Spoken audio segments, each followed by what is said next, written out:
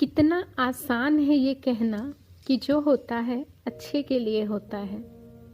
सच कहूँ तो दिलासा देने के लिए बनाया गया एक झूठ है जिससे हम खुद को तसल्ली देते हैं। क्योंकि देखा है मैंने अपने पिता को कैंसर से लड़ते हुए, ये कहते हुए कि इससे अच्छी तो मौत भली है। थक चुके थे वो इस अनियंत्रित कोशिकाओं से लड़ते हुए, कीमोथेरेपी का वो असहनीय दर्द सहते हुए। 6 महीनों तक वो सहते रहे एक योद्धा की तरह लड़ते हुए। बहुत प्रार्थना की थी मैंने ऊपर वाले से कि हमारे सर से वो पिता का साया न छीने, पर परिस्थिति और हालात को ये रास न आया। मौत उस दिन दरवाजे पर खड़े होकर तमाशा देख रही थी जब जीने के लिए उनके पास आधी जिंदगी पड़ी थी। 40 बरस होने से पहले ही चले जाना और छोटी उम्र में माँ को अकेले छोड़ पाना, क्या पिताजी के लिए ये आसान रहा होगा? जो दर्द उन्होंने सहा और पूरे परिवार ने भोगा, वो क्या कोई पराया महसूस भी कर पाएगा? हायर सेकेंडरी की परीक्षा मैंने अपने सारे पेपर इस डर में दिए कि कहीं आज ही पिताजी हमें छोड़ कर ना चले जाएं। कई महीनों तक हम सब घर में तिल तिल मरते रहे। ऐसा लगता था मैंने मौत को अपने हाथों से छुआ हो। जाते जाते पिताजी ने माँ के सामने हाथ जोड़े थे और कहा था कि हो सके तो मुझे माफ कर देना। उनका सिर माँ की गोद में ही था और वो खुली आंखों से बस माँ को एक टक ताक रहे थे।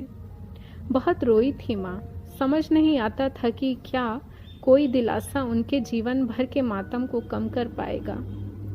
पता नहीं कैसे 16 साल की वो लड़की उस दिन इतनी बड़ी हो गई। अपने आंसुओं को छिपाते सबको संभालने में जुट गई। हो सके तो मुझे माफ कर देना, ये शब्द आज भी मेरे कानों में गूंजते हैं। किस बात की माफी मांगी थी पिताजी ने कि अब पूरी जिंदगी तुम अकेले ही दुनिया से लड़ना?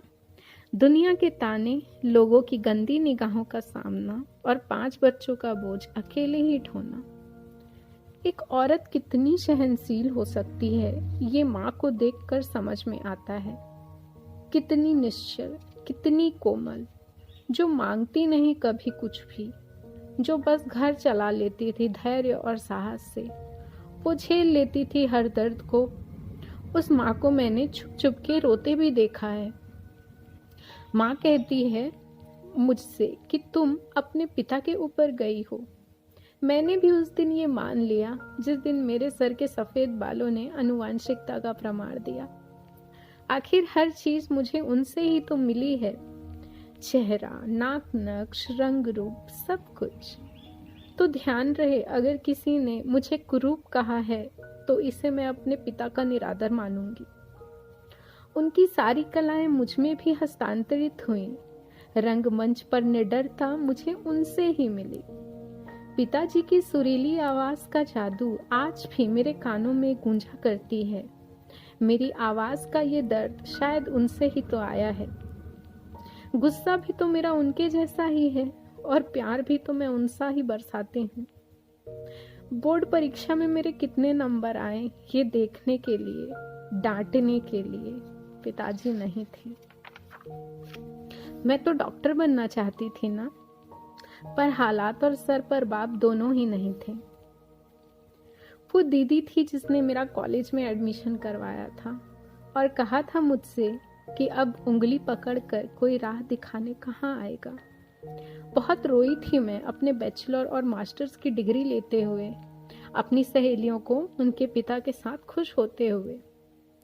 बैचलर ऑफ एजुकेशन में मैंने सामाजिक कुरीतियों, आडंबर के खिलाफ आवाज उठाना सीखा। एक शिक्षक बनकर सबको जागरूक करना जारी रखा। अंधविश्वास में मत पड़ो, जिसका प्रमाण नहीं उसका अस्तित्व नहीं, ये वैज्ञानिक दृष्टिकोण तो मेरे खून में जन्म से ही आया था। शगुन अपशगुन की बातें हमारे परिवार ने तो कभी जानी ही नहीं थी, पर जब मैं जुड़ने लगी नई रिश्तों में, वहां दिन, तारीख, शगुन अपशगुन का चर्चा हो रहा था। एक विधुर महिला रिश्ते की बात करने जाए तो उसे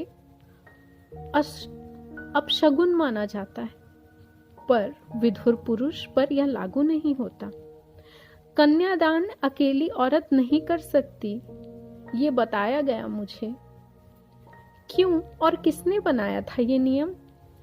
विदाई के पल मैं इसलिए नहीं रो रही थी कि घर छूट रहा था, मैं रो रही थी कि बदकिस्मती का साया मुझ पे ना पड़े, इसलिए मेरी माँ मुझसे कहीं दूर छुप रही थी।